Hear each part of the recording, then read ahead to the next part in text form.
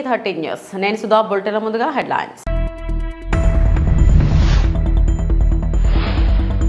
త్వరితగతిన పోలవరం ప్రాజెక్టును పూర్తి చేయాలన్న ఏపీ సీఎం చంద్రబాబు నాయుడు.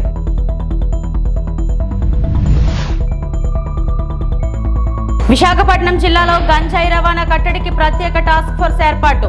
హోంమంత్రి వంగలపూడి అనిత వెల్లడి. పింఛన్ల పెంపు విషయంలో ఏపీ సీఎం చంద్రబాబు నాయుడును చూసైనా తెలంగాణ సీఎం రేవంత్ రెడ్డి నేర్చుకోవాలంటూ మాజీ మంత్రి బీఆర్ఎస్ నేత హరీష్ రావు చురకలు.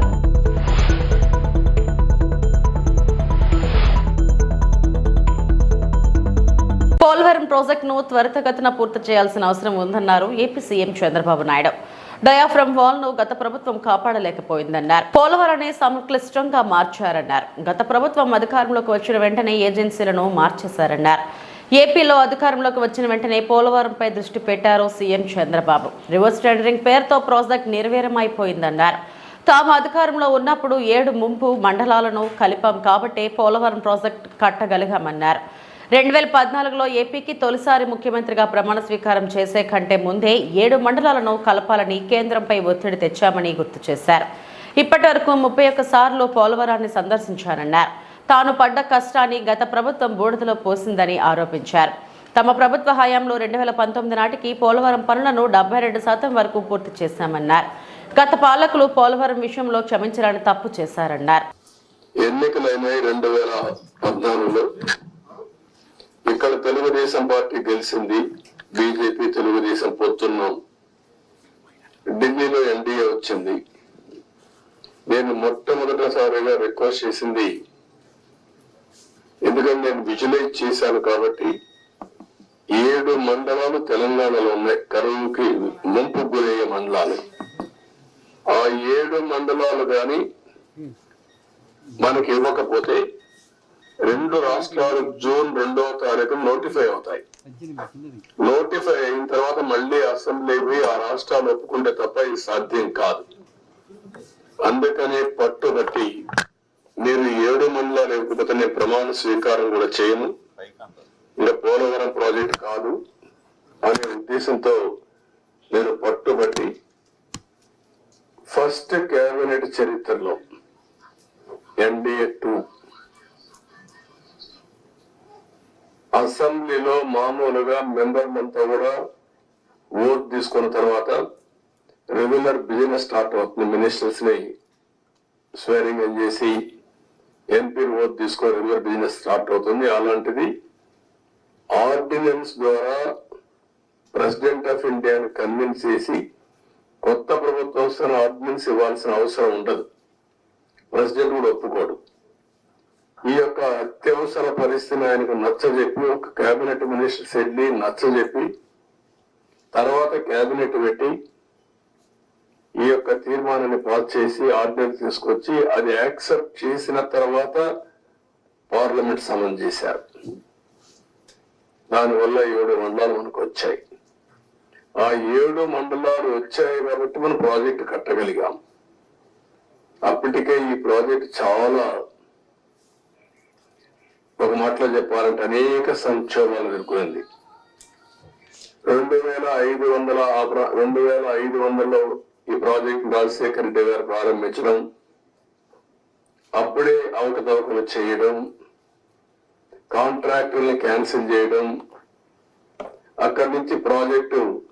ఉమ్మడి విశాఖపట్నం జిల్లాలో గంజాయి రవాణా కట్టడికి ప్రత్యేకంగా టాస్క్ ఫోర్స్ ఏర్పాటు చేస్తున్నట్లు హోంమంత్రి వంగలపూడి అనిత ప్రకటించారు. టాస్క్ ఫోర్స్ తక్షణం రంగంలోకి దిగుతుందని చెప్పారు. 3 నెలల్లో గంజాయి రవాణా తగ్గించి మార్పు తెస్తామని ధీమా వ్యక్తం చేశారు. గంజాయిపై ఉక్కుపాత మోపాలన్న సీఎం చంద్రబాబు ఆదేశాలతో ప్రత్యేక చర్యలు ప్రారంభిస్తున్నామన్నారు.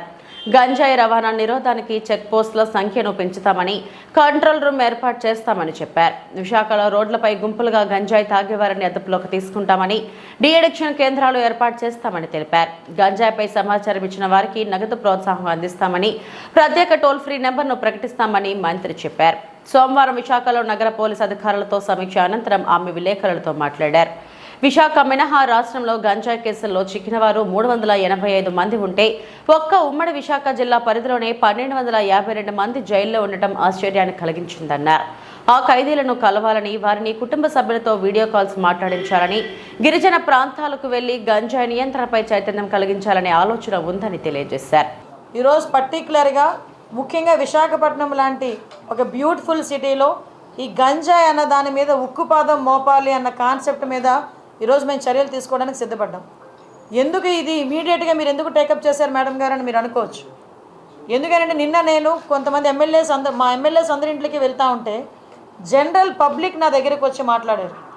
మేడం గంజాని అరగట్టండి, చాలా ఇబ్బందులు పడుతున్నాం. టీచర్స్ నాకు ఫోన్లు చేశారు. గవర్నమెంట్ స్కూల్స్ దగ్గర 5th క్లాస్ 6th క్లాస్ చదువుతున్న పిల్లలు కూడా గంజాయి తీసుకుంటున్నారు. అంటే గంజాయి అంత విచ్చలవిడైపోయింది, విపరీతంగా వైజాగ్లో దొరుకుతోంది. ఒక ఎమ్మెల్యే స్థాయిలో ఉన్న ఒక వ్యక్తి ఏమని చెప్పాడంటే, గంజా వైజాగ్లో ఈవినింగ్ పూట ఆఫ్టర్ 8 కొన్ని ప్లేసెస్కి వెళ్ళడానికి మేము భయపడుతున్నాం. కొన్ని ప్లేసెస్లో ఎస్పెషల్లీ గంజాయి బ్యాచ్ ఉంటున్నారు, వాళ్ళు మా మీద తిరగబడుతున్నారు, కొడుతున్నారు, చంపుకోవడానికి కూడా సిద్ధపడుతున్నారు. ఎంత మేరకు క్రైమ్ రేట్ పెరిగిపోయిందంటే, ఎంతో ప్రశాంతమైన విశాఖపట్నంలో హత్యలు వింటున్నాం, నడి రోడ్డు మీద నరుక్కోవడం విన్నాం. సో ఇటువంటి సిచ్యువేషన్ అన్నిటిని అరికట్టాలంటే మూలాలని మనం వెతుక్కోవాలి.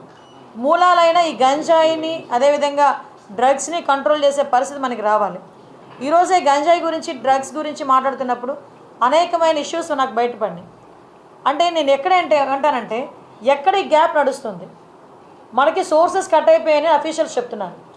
సోర్సెస్ కట్ అయిపోయినా కూడా రోజు రోజుకి ఎందుకు ఈ డ్రగ్స్ కేసెస్ కానీ గంజాయి కేసెస్ కానీ పెరుగుతున్నాయి?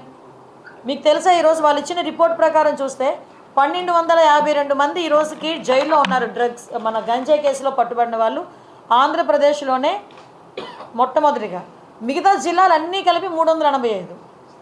అంటే వైజాగ్లో గంజాయి సరఫరా ఎంత దారుణంగా జరుగుతుందో మీరు అందరూ అబ్జర్వ్ చేసుకోవచ్చు. ఇది నేను డిపార్ట్మెంట్ వాళ్ళు ఇచ్చిన నోట్. ఇది నాకు నిజంగా ఆశ్చర్యం అనిపించింది. నోట్ చూస్తే 1230 మంది ఆల్రెడీ జైల్లో ఉన్నారు. పింఛన్ల పెంపు విషయంలో ఏపీ సీఎం చంద్రబాబు నాయుడును చూసైనా తెలంగాణ సీఎం రేవంత్ రెడ్డి నేర్చుకోవాలంటూ మాజీ మంత్రి బీఆర్ఎస్ నేత హరీష్ రావు ఆసక్తికర వ్యాఖ్యలు చేశారు. ఎన్నికలకు ముందు చెప్పినట్టే చంద్రబాబు నాయుడు 4000కు పింఛన్లు పెంచారని, ఆ మేరకు మొదటి సంతకం పెట్టారని గుర్తు చేశారు. రేవంత్ రెడ్డి చెప్పిన మొదటి సంతకం ఏమైందని ప్రశ్నించారు. ఏపీని చూసైనా నేర్చుకోవాలని, 4000 పింఛన్లు తక్షణం ఇవ్వాలని డిమాండ్ చేశారు. రాష్ట్రంలో నిరుద్యోగుల పక్షాన, గ్రూప్స్ అభ్యర్థుల పక్షాన బీఆర్ఎస్ పార్టీ పోరాటం చేస్తుందన్నారు.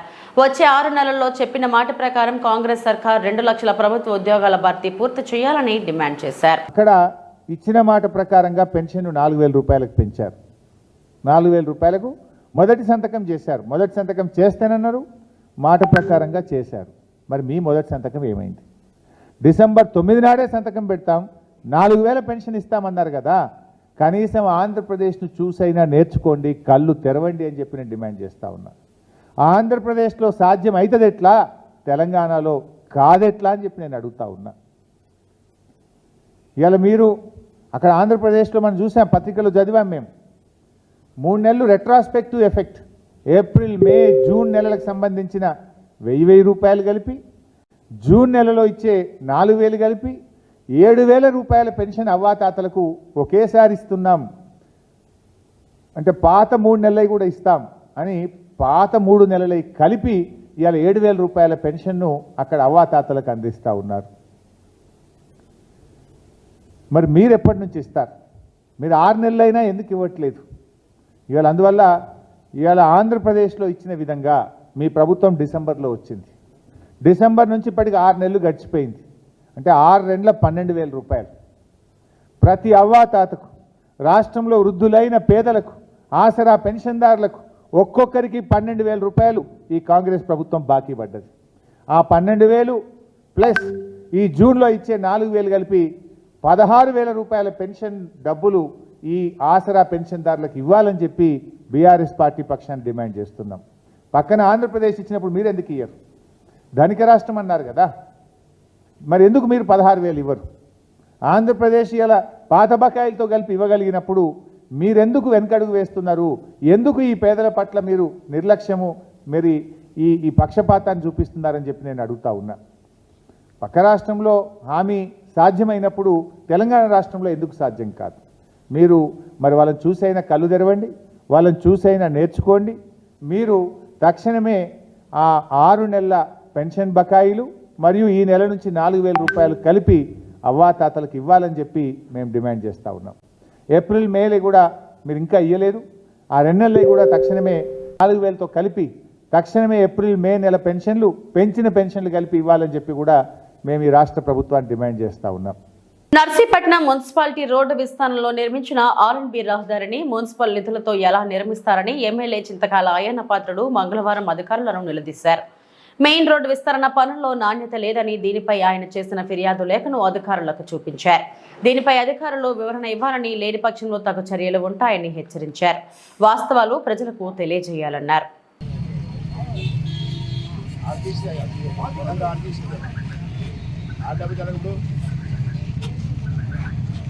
చెప్పాలి, నువ్వు చెప్పాలి కదా.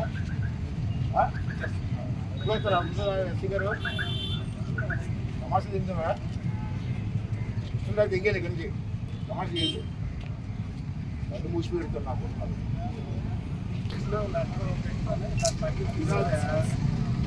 డబ్బాలు ఇచ్చారు. అమ్మ పొగుడుదా డబ్బు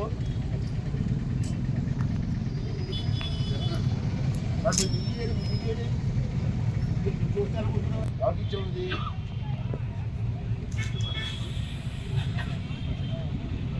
ఏ ప్రిన్సిపల్ సెక్టర్ R&B లెక్క పెట్టా ఇప్పుడు పెట్టాను 27/12/2022 క్వాలిటీ లేకుండా రోడ్డు వేస్తారు.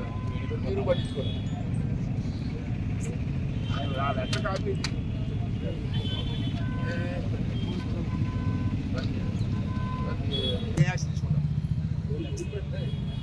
I want that. చెప్పండి, ఇప్పుడే చెప్పండి. ఏ వీళ్ళ మీద ఇతని మీద ఏం యాక్షన్ తీసుకుంటారు?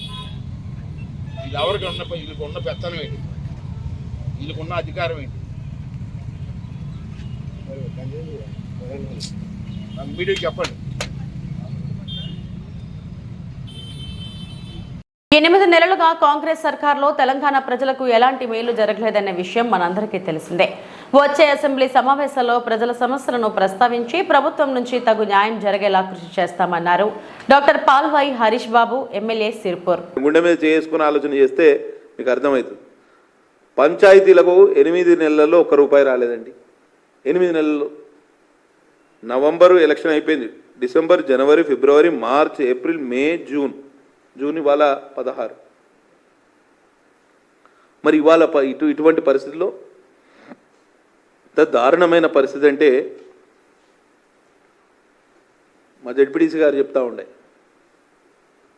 కొత్త ప్రభుత్వం వచ్చిన తర్వాత ఎంపీటీసీలు జడ్పీటీసీలు జీతాలు కూడా రాలేదు. సర్పంచులకు, ఆ మాజీ సర్పంచులకు ఆఖరి 4 నెలల జీతం కూడా ఇవ్వలేని పరిస్థితిలో. అంటే వీళ్ళకు గ్రామ పంచాయతీలకు ఫండ్స్ వస్తేనే మీకు అడ్జస్ట్ చేసేవాళ్ళు.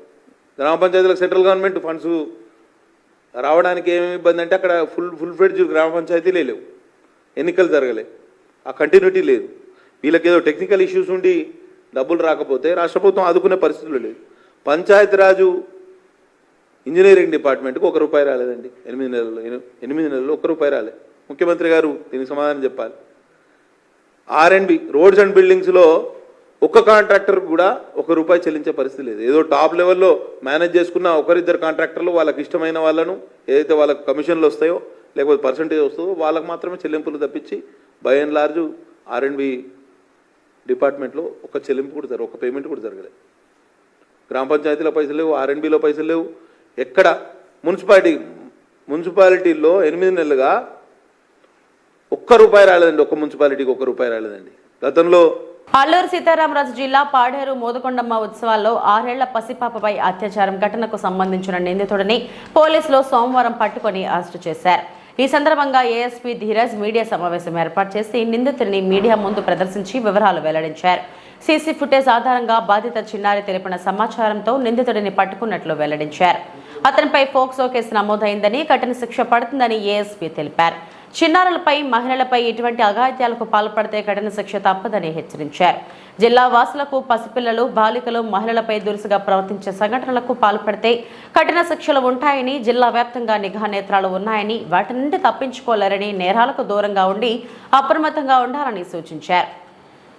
అబ్డక్షన్ కంప్లైంట్ వచ్చిందండి. ఒక చిన్న పిల్ల మీద ఒక వ్యక్తి నైట్ టైం 10వ తారీఖు నైట్ టైం 2 గంటల సమయంలో ఆ అమ్మాయి ఇంటి నుండి తీసుకెళ్ళి పక్కన నిర్మిస్తున్న ఒక భవనంలోకి తీసుకెళ్ళి ఎవరు లేని సమయం చూసుకొని ఆ అమ్మాయికి బలాత్కారం చేయడం జరిగిందండి. దీని మీద మనకి ఇచ్చిన రిపోర్ట్ మేరకు మనం 11th మార్నింగ్ వాళ్ళ మదర్ ఇచ్చిన రిపోర్ట్ మేరకు POCSO case with aggravated sexual penetrative assault and abduction and rape case book చేయడం జరిగింది. ఈరోజు మధ్యాహ్నం మనకి ఉన్న ఖచ్చితమైన ఇన్ఫర్మేషన్ మేరకు మనం చేసిన tower dump analysis, CCTV analysis మేరకు చిన్నపిల్ల చెప్పిన కొన్ని ఐడెంటిఫికేషన్స్ మీద ఇన్ఫర్మేషన్ పెట్టి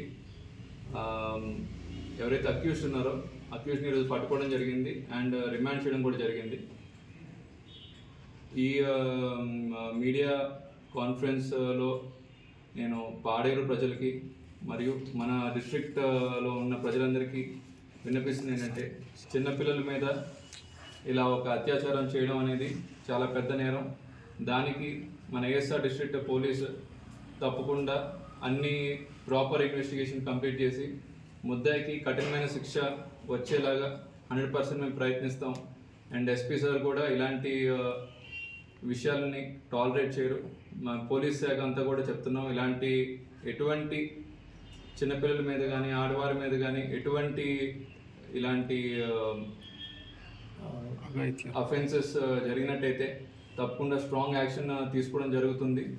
అండ్ ఈ కేసు మీద ఫర్దర్ అప్డేట్స్ ఇన్వెస్టిగేషన్ అయిన తర్వాత మనం అప్డేట్ చేస్తాం.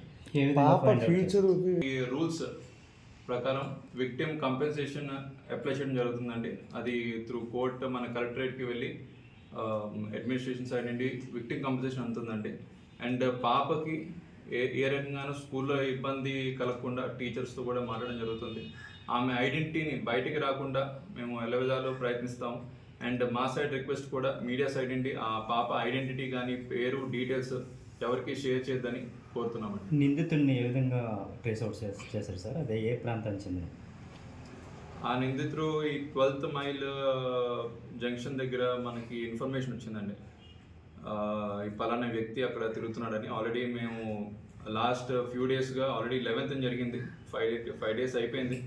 మనకి ఉన్న చిన్న క్లూస్ మేరకు ఉన్న సీసీటీవీ ఫుటేజ్ మేరకు ఆ 2 to 2:30 అఫెన్స్ టైంలో జరిగిన సీసీటీవీ ఫుటేజెస్ అని అనలైజ్ చేసి పాప చెప్పిన కొన్ని డిస్క్రిప్షన్, అక్కడ ఉన్న లైవ్ విట్నెస్ చెప్పిన కొన్ని డిస్క్రిప్షన్ మేరకు ఆ పర్సన్ని విత్ ఫోటో ఐడెంటిఫై చేసి అది కొద్దిగా సర్క్యులేట్ చేయడం జరిగింది. మనకి వచ్చిన వాళ్ళతో వచ్చిన ఖచ్చితమైన ఇన్ఫర్మేషన్ మేరకు పట్టుకున్నామండి. సార్ నిందితుడు ఒకడు ఉన్నాడు సార్? ఒకరేనండి, ఒకరు పట్టుకుని తీసుకొచ్చినట్టుగా సమాచారం ఉంది? లేదండి, 1 పర్సనే మనం పట్టుకున్నామండి, ఎవరో తెలియదు. అదే ముద్దాయి పేరు స్వగ్రామం చెప్పకూడదండి, అది మీకు తర్వాత రివ్యూ చేస్తామండి. ఇప్పుడు అనవసరంగా కేసు తప్పుదోవ పడుతుంది. Okay sir. సార్ నెక్స్ట్ పోయిన కొన్ని ఫోన్స్ ఆల్రెడీ ట్రేస్ చేయడం కూడా జరిగిందండి. ఫోన్స్ కంప్లైంట్ రాగానే, మిస్సింగ్ కంప్లైంట్ రాగానే ఫోన్స్ కానీ జ్యువెలరీ కానీ కొన్ని మిస్సింగ్ కంప్లైంట్స్ వచ్చాయండి. ఆ రోజే మేము పట్టుకొని ఇవ్వడం జరిగింది. కొన్ని ఫోన్స్ ఏవైతే ఒకవేళ రికవర్ అవ్వలేని ఫోన్స్ ఉంటే పోలీస్ స్టేషన్కి వచ్చి కంప్లైంట్ ఇవ్వమనండి. Within few days or weeks అవి రికవర్ చేయడానికి ట్రై చేస్తాం.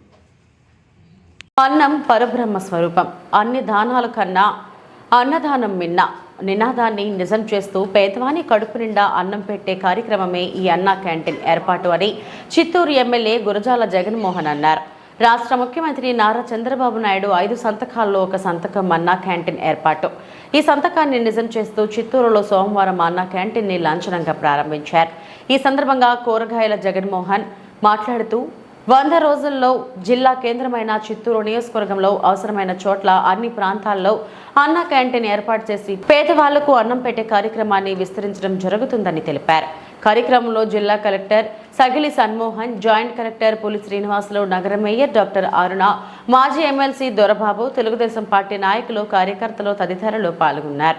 ఆదేశాల ప్రకారం మనకి ఎంతో మంది చిత్తూరులో ఎస్పెషల్లీ పరిసర ప్రాంతాల్లో రోజువారీ కూల్ చేసేవారు కానీ రకరకాల ఫ్యాక్టరీలో పనిచేసే వారికి కానీ అనువుగా ఉండేటట్లు ప్రతిరోజు బ్రేక్ఫాస్ట్ అంటే పొద్దునపూట టిఫిన్ తర్వాత మధ్యాహ్నం లంచ్ పెట్టడానికి అనువుగా ₹5 మాత్రమే ఈ అన్నా క్యాంటీన్లో భోజనం దొరకడానికి అనువుగా చిత్తూరులో బహుశా రాష్ట్రంలో మొట్టమొదటిగా మళ్ళీ స్టార్ట్ చేయడం జరుగుతోంది.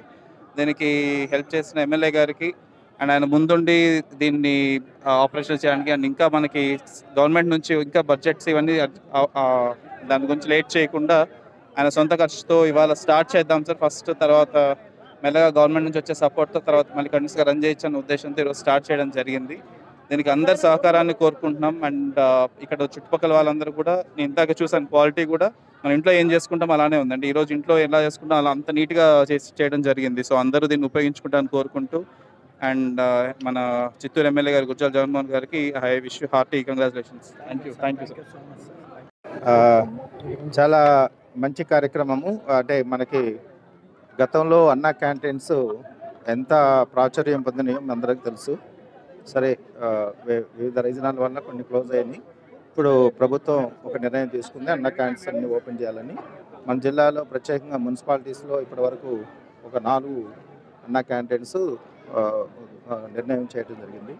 దానిలో భాగంగా గవర్నమెంట్ నుంచి ఇప్పుడు సార్ చెప్పినట్లు కలెక్టర్ గారు గవర్నమెంట్ నుంచి ఇంకా గైడ్లైన్స్ రాలేదు. రాకముందే ఇక్కడ చిత్తూరులో ప్రప్రథమంగా మరి కొత్తగా ఎన్నికైనటువంటి మరి ఆనరబుల్ ఎమ్మెల్యే గారి ఆధ్వర్యంలో వాళ్ళ ట్రస్ట్ ద్వారా ముఖ్యంగా గవర్నమెంట్ నుంచి ఫండింగ్ వచ్చేదాకా వాళ్ళ ట్రస్ట్ ద్వారా వారు ఈ అన్న క్యాంటీన్ నడపడానికి నిర్ణయం తీసుకున్నారు.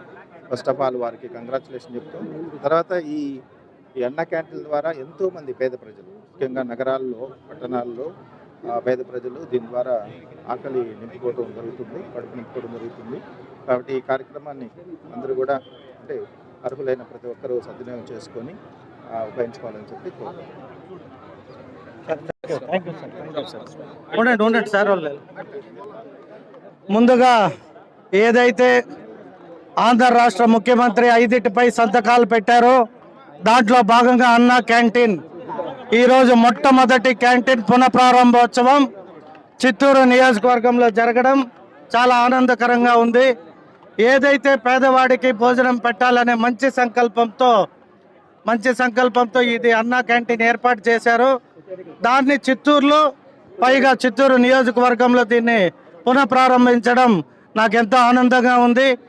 ఏదైతే మాట ఇచ్చింది నిలుపుకునే పార్టీగా ఏవైతే మేము ఎన్నికల్లో ప్రామిస్ చేశామో వాటిలో మొట్టమొదటి ఇది అన్నా క్యాంటీన్ ఇవాళ ప్రారంభించడం చాలా ఆనందకరంగా ఉంది. దీనికి సహకరించిన కలెక్టర్ గారు, జేసీ గారు, మన మున్సిపల్ కమిషనర్ గారు, అలాగే అందరు నాయకులు, చిత్తూరు తెలుగుదేశం పార్టీకి సంబంధించిన నాయకులతో పాటు అలాగే బీజేపీ జనసేనకు సంబంధించిన నాయకులు కూడా ఉమ్మడి ఎన్డీఏ ప్రభుత్వంలో ఎవరైతే భాగస్వాములుగా ఉన్నామో వారందరి సహకారంతో ఈరోజు ఈ క్యాంటీన్ని ఇక్కడ ప్రారంభించడం నాకెంతో ఆనందకరంగా ఉంది. Thank you so much. Tiruchanur Sri Padmavathi అమ్మవారి తెప్పోత్సవాలు సోమవారం వైభవంగా ప్రారంభమయ్యాయి. మొదటి రోజు శ్రీ రుక్మిణి సత్యభామ సమేత శ్రీకృష్ణ స్వామి వారు పద్మ సరోవరంలో తెప్పపై 3 చోట్ల విహరించి భక్తులను అనుగ్రహించారు. ఇందులో భాగంగా ఉదయం సుప్రభాతంతో అమ్మవారిని మేల్కొల్పి సహస్రనామార్చన, నిత్యార్చన నిర్వహించారు. మధ్యాహ్నం 2:30 నుండి 4 గంటల వరకు శ్రీకృష్ణ స్వామివారి ముఖ మండపంలో శ్రీకృష్ణ స్వామివారికి వేడుకగా అభిషేకం నిర్వహించారు. ఇందులో భాగంగా పాలు, పెరుగు, తేనె, చందనం, సుగంధ ద్రవ్యాలతో విశేషంగా అభిషేకం చేశారు. సాయంత్రం 6:30 గంటలకు స్వామి అమ్మవారి ఉత్సవ మూర్తులను పద్మ పుష్కరిణి వద్దకు వెంచేంపు చేశారు. సాయంత్రం 6:30 నుండి రాత్రి 7:30 గంటల వరకు తెప్పోత్సవం వైభవంగా జరిగింది. అనంతరం శ్రీకృష్ణ స్వామివారు ఆలయ 4 మాడ వీధుల్లో ఊరేగి భక్తులను కటాక్షించారు. కార్యక్రమంలో ఆలయ superintendent Seshagiri, temple inspector Subhash, Ganesh, ఇతర అధికారులు, ఆలయ అర్చకులు, విశేష సంఖ్యలో భక్తులు పాల్గొన్నారు.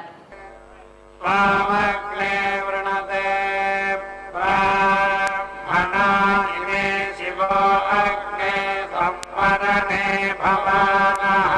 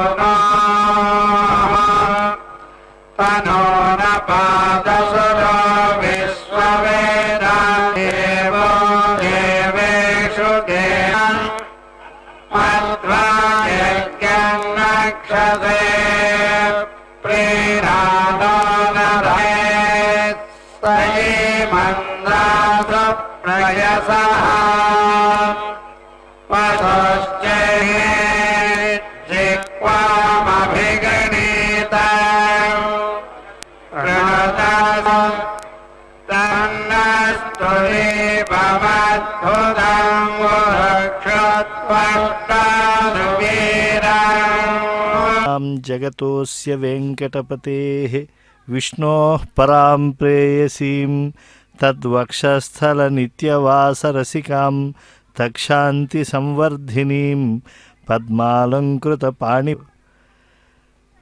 అంతర్మోహన మౌళిఘూర్ణన చలన్ మందార విభ్రంశన స్తంభాకర్షణ దృప్తిహర్షణ మహామంత్ర. కూటమి ప్రభుత్వం హామీ మేరకు అంగన్వాడీలకు ఉద్యోగ భద్రత కల్పిస్తామని పంతం నానాజీ అన్నారు. కాకినాడ నగరం గుడారిగుంట ఎమ్మెల్యే నివాసం వద్ద కాకినాడ రూరల్ నియోజకవర్గానికి సంబంధించిన అంగన్వాడీ కార్యకర్తలు గౌరవప్రదంగా కలిసి ఎమ్మెల్యేలకు శుభాకాంక్షలు తెలియజేశారు. ఈ సందర్భంగా ఆయన మాట్లాడుతూ వైసీపీ ప్రభుత్వం గత 5 ఏళ్లలో అంగన్వాడీలను తీవ్రంగా ఇబ్బందులకు గురిచేసిందని, చంద్రబాబు పవన్ కళ్యాణ్ నాయకత్వంలో అంగన్వాడీలకు పూర్తి స్థాయిలో న్యాయం చేస్తామని ఆయన పేర్కొన్నారు. అనేక మంది గవర్నమెంట్ ఆఫీసర్స్ అలాగే ఎంప్లాయీస్ అంగన్వాడీ ఆచార్స్ అందరూ కూడా కలిసి వెళ్ళడం జరుగుతూ ఉంది. ముందు ప్రభుత్వ కార్యక్రమాలు ఏ రకంగా నిర్వహించాలన్న దాని మీద వీరందరితో సమీక్షలు చేసుకుని తెలుసుకోవడం జరుగుతుంది. మేము అనేక సందర్భాల్లో ప్రతిపక్షంలో ఉన్నప్పుడు మేమే అంగన్వాడీలకి రక్షణగా ఉంటామని, వారికి ఉద్యోగ భద్రత కల్పిస్తామని, వారి జీతాలు పెంచుతామని మేము అనేక సందర్భాల్లో చెప్పినట్టు చేసేటట్టు అలవాటు ఇవాళ మా ఉమ్మడి పార్టీలో మా ఉమ్మడి ముఖ్యమంత్రి అయినటువంటి చంద్రబాబు నాయుడు గారికి ఫస్ట్ నుంచి కూడా అంగన్వాడీ కానీ డాక్టర్ కానీ ఇటువంటి సంఘాలని పెంచి పోషించినటువంటి వ్యక్తి చంద్రబాబు నాయుడు గారు. కాబట్టి మొన్న కాకినాడ సభ వచ్చినప్పుడు కూడా వీరి యొక్క ఉద్యోగ భద్రత గురించి ఆయన అడగడం జరిగింది. ఆయన ఖచ్చితంగా దాన్ని ఉద్యోగ భద్రత కల్పిస్తానని చెప్పి మాట్లాడడం జరిగింది. ఆయన ఖచ్చితంగా మేము ఉద్యోగ భద్రత విషయంలో ఆయన కల్పిస్తారని ఆశిస్తాను. ఆయన తోడు మా నాయకుడు పవన్ కళ్యాణ్ గారు ఉన్నారు. ఆయన మంచి హృదయం గల వ్యక్తి. ప్రత్యేకంగా ఎవరైతే దిగువ రేఖకి కింద ఉన్నారో వారి పట్ల ఆయనకి అహంకారం, వాళ్ళకి ఏదో చేయాలన్నటువంటి ఇది పవన్ కళ్యాణ్ గారికి ఎప్పుడు ఉంటుంది. ఆయన ఇవాళ డిప్యూటీ సీఎంగా ఉండడం, అలాగా పంచాయతీరాజ్, గ్రామీణ శాఖ ఇటువంటి శాఖలు, ముఖ్యమైన శాఖలు, ప్రజలకు ఏదైతే ఉపయోగపడతాయో అటువంటి శాఖలన్నీ కూడా ఆయన దగ్గరే ఉండడం మన అదృష్టం. ఖచ్చితంగా ముందు అంగన్వాడీలే కాదు, ప్రతి ఒక్క చిరు ఉద్యోగులు పట్ల ఖచ్చితంగా ఈ ప్రభుత్వం అప్రమత్తంగా ఉండి ఆ చిరు ఉద్యోగులకి. కేంద్ర పాలిత ప్రాంతమైన యానాంలో కాంగ్రెస్ పార్టీ కార్యాలయంలో యానాం కాంగ్రెస్ ప్రెసిడెంట్ అర్ధాని దినేష్ మీడియా సమావేశం ఏర్పాటు చేశారు. ఆయన మాట్లాడుతూ యానాంలో ఉన్న సమస్యలపై ఎప్పటి నుంచో పోరాడుతున్నామని, లోక్సభ ఎన్నికల్లో యానాంలో కాంగ్రెస్ పార్టీకి 7,000 ఓట్లకు పైగా వచ్చాయని, ఆ నమ్మకాన్ని ఖచ్చితంగా నిలబెట్టుకుంటామని తెలిపారు. రానున్న రోజుల్లో ఎంపీ వైద్యలింగం సహకారంతో యానాంలో పలు అభివృద్ధి కార్యక్రమాలను చేపడతామని తెలిపారు. మొత్తం పుదుచ్చేరి పార్లమెంటరీ నియోజకవర్గ పరిధిలో 30 నియోజకవర్గాలుంటే 28 నియోజకవర్గాల్లో కాంగ్రెస్ పార్టీ అత్యధిక మెజార్టీ సాధించిందని అన్నారు. దీనిని బట్టి 2026లో కాంగ్రెస్ పార్టీ ప్రభుత్వాన్ని ఏర్పాటు చేస్తుందని ఆయన ధీమా వ్యక్తం చేశారు.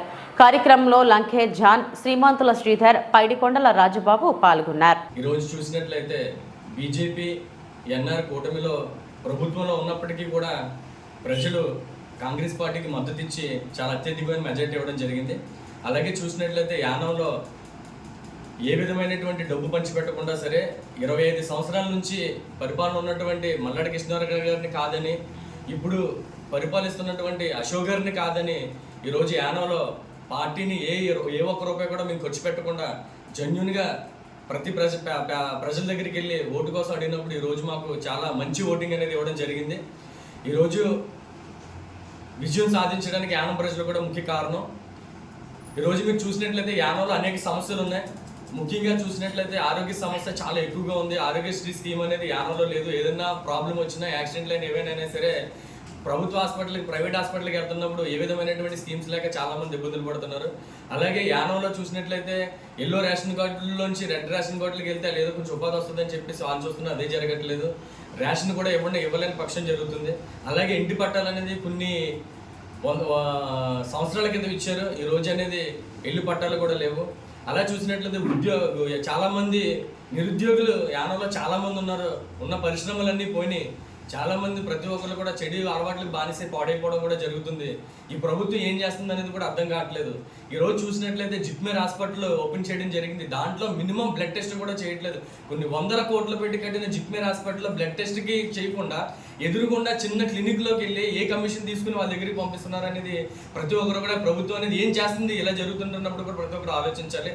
ఇలా చూసినట్లయితే యానంలో చాలా సమస్యలు ఉన్నాయి. కనకాలపేటలో డంపింగ్ యార్డ్ అయితేనేంటి, కుర్సంపేటలో ఇసుక ర్యాంప్ అయితేనేంటి, అలాగే చూసినట్లయితే ఓఎన్జీసీ కాంపోజిషన్ అందరికీ కూడా రావట్లేదని చెప్పి చాలామంది ఇబ్బంది పడుతున్నారు. దాని మీద ప్రభుత్వం ఏ విధమైనటువంటి ఫలితాలు తీసుకోకుండా చాలా నిర్లక్ష్యత వహిస్తుంది. ఈ రోజు నిజంగా చూసినట్లయితే మనకున్న 30 అసెంబ్లీల్లో 28 స్థానాల్లో కాంగ్రెస్ మెజార్టీ రావడం జరిగింది. 2 చోట్ల అనేది ఇందిరానగర్, యానంలో మాత్రమే బీజేపీకి అనేది మెజార్టీ వచ్చింది. మిగతా 28 చోట్ల కూడా కాంగ్రెస్ వచ్చింది. దీనికి ఒకలా మీకు తెలియాల్సింది ఏంటంటే ప్రభుత్వం మీద జనాలు చాలా వ్యతిరేకత అనేది ఖచ్చితంగా ఉంది. ఈ జనాల యొక్క ఓటుని బట్టి మనం తెలుసుకోవచ్చు. రాబోయే 2026లో కూడా ఖచ్చితంగా గవర్నమెంట్ ఫామ్ చేసేది కాంగ్రెసే. ఖచ్చితంగా ఇప్పుడు వరకు యానం అభివృద్ధి జరిగిందంటే 100% కాంగ్రెస్లోనే జరిగింది. 26లో కూడా ఖచ్చితంగా కాంగ్రెస్లోనే మనం చేయగలుగుతాం. ప్రభుత్వం కూడా వచ్చేది కూడా కాంగ్రెస్ వస్తుంది. అలాగే ఎంపీ గారు 2019 నుంచి 2024 వరకు కూడా ఆయన ఎంపీగా ఉంటున్నప్పుడు ఇంతకుముందు ఇప్పుడు కూడా ఎంపీ ల్యాండ్స్ రాలేదు. మనం ఈరోజు చూసినట్లయితే సాగర్ నగర్లో బరీల్ గ్రౌండ్ తీసుకొచ్చాం. ఇవి ఇప్పటివరకు ఉన్న బులెటిన్ విశేషాలు. నమస్తే.